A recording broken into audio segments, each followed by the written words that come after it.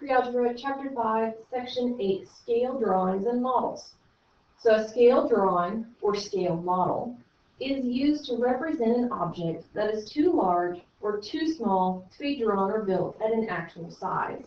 So like a cell in your body, we need to get a scale drawing of that, or a scale model.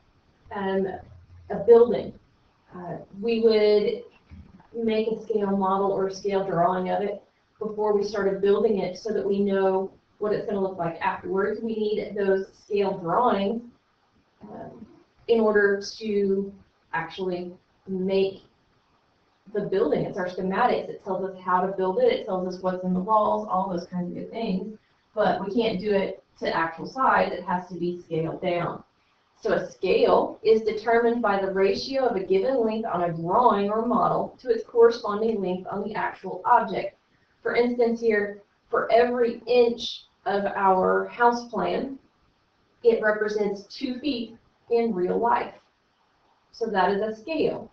The scale factor is just that scale without the units. So 1 inch to 2 feet is the scale, but that becomes 1/2. That's our scale factor. Backing up just slightly here and getting in some time with our quick check. So solving each proportion, which means we're going to do some cross multiplication. So put in our x. X times 45 is 45x equals 20 times 9, which is 180. The opposite of multiplying by 45 is to divide. And I get x equals 4. Again, putting in our x, we get 14n equals 42 times 3, so we get 126. Divide by 14, so we get n equals 9. All right, a proportion that can be used to solve for each variable, then solve. So 18 donuts for 3 boxes is equal to 30 donuts for B boxes, donuts on top, boxes on bottom, cross multiply. You get 18B equals 90. The opposite of multiplying by 18 is to divide by 18, so we get B equals 90 divided by 18. So 5. So 5 boxes, boxes being my unit. Number 4 here, 5 pounds. Let's see, pounds per dollar doesn't actually seem right to me. So we are going to do this as dollars per pound equal to dollars per pound. So we get 1745p is equal to $10.47 times 5, $52.35 divided by 1745, and we get P equals 3 pounds. Angie notices that for every 32 eggs her hen lays, they will be brown while the rest are white. If Angie's hen produces 288 eggs, how many can Angie predict would be brown? There's some things wrong with that. I'm hoping there's more than one hen, because a hen cannot lay white eggs and brown eggs. It's one or the other, by the way. So for 32 eggs, 1 will be brown, and the rest are white. Okay. 288 eggs. We want to know how many are brown. Cross multiply. We get 32x equals 288. 288. The opposite of multiplying by 32 is to divide. So x equals 9 brown eggs. Hopefully she has 1 hen laying brown eggs, because otherwise that's going to be a really weird chicken. Okay, going on. So our question for the chapter, how can you identify and represent proportional relationships? Well, today we're going to learn how to do that, doing scale drawings and constructing scale drawings.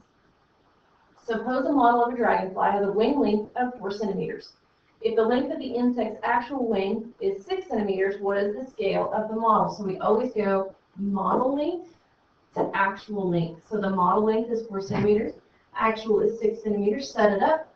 Find your model length, which was 1 centimeter.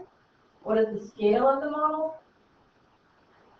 Oh, I see what they did here. You're really just finding a unit rate. 4 divided by 6 is 1.5. You don't have to do a proportion. Just find your unit rate on that to find your scale. So a model car is 4 inches long. Model is 4 inches. Actual is 12 feet. What is the scale of the model? So when we set this up, we have that 4 inches to 12 feet. Yes, they are in different units. We're going to deal with that.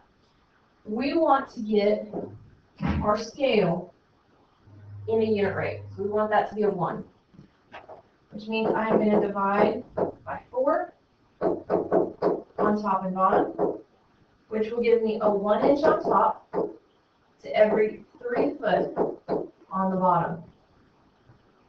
So if we were to go back here, it's not that they took 4 divided by 6, it's that they divided the top by 4 to get 1, and they divided the bottom by 4 to get 1.5. The blueprint of a skateboard ramp shows that its length is 11.4 inches. If the scale of the blueprint is 1 inch to 6 feet, what is the length of the actual skateboard ramp? And here is a really good place to use proportion because you use your scale factor. 1 inch to 6 feet is equal to, and you put your inches on top, your feet on bottom. Your feet we don't know. You cross multiply, and you get that the length is 68.4 feet. Or method 2, the actual length is proportional to length of the scale drawing with a ratio of 1 inch to 6 feet. To find the scale factor.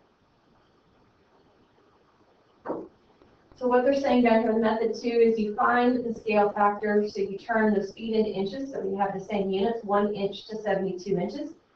What this says is that the actual length is 72 times the blueprint length. Okay? Interestingly, proportions, I like them. That's what I'm going to be using, but you are more than welcome to use method 2 and do the extra multiplication there. So a map has a scale of 1 inch to 8 miles. So that's my scale. I'm going to go ahead and write it here because I know I'll be using it. 2 towns are 3.25 inches apart. So I'm going to go ahead and put it here, just assuming that I'm going to be using proportion. What is the actual distance between the 2 towns? Now I can cross multiply, and I get x equals 8 times 3.25. So that's 26 miles.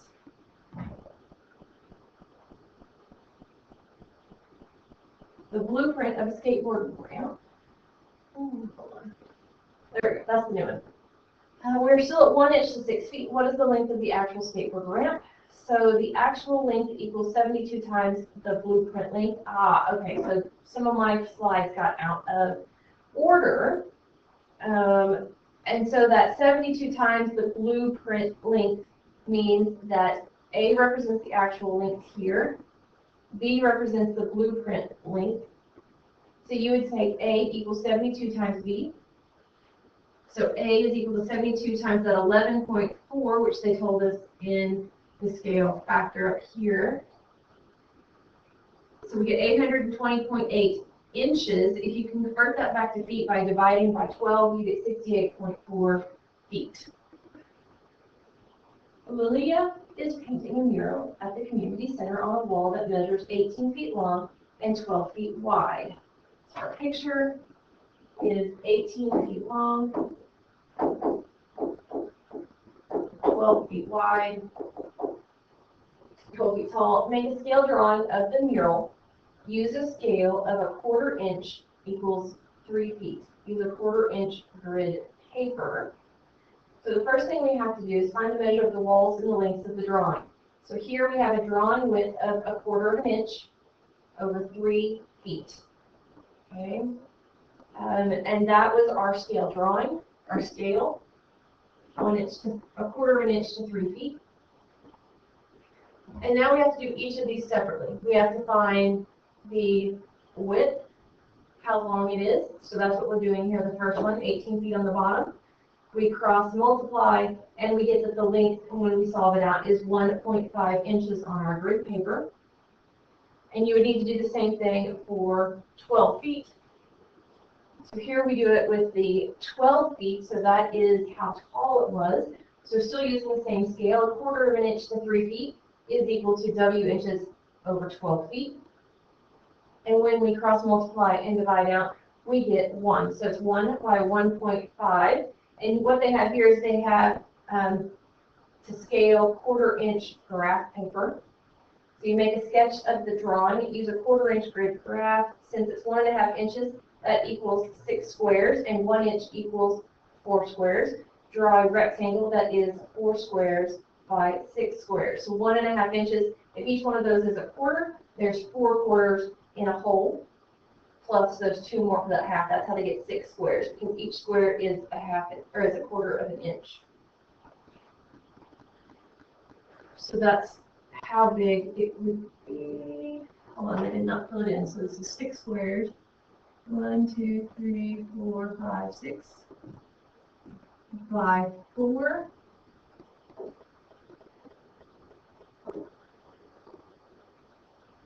So that's what it should look like. So we're going to try one. Sheila is designing a patio that is 16 feet long by 14 feet wide. 16 by 14. Make a scale drawing of the patio. Use a scale of 0.5 inches to 4 feet on inch grid paper. So that's my scale. I need to change each one of these. So my actual, I'll start with 16. Put the x there. I cross multiply. I get 4x equals 16 times 0.5. I get 8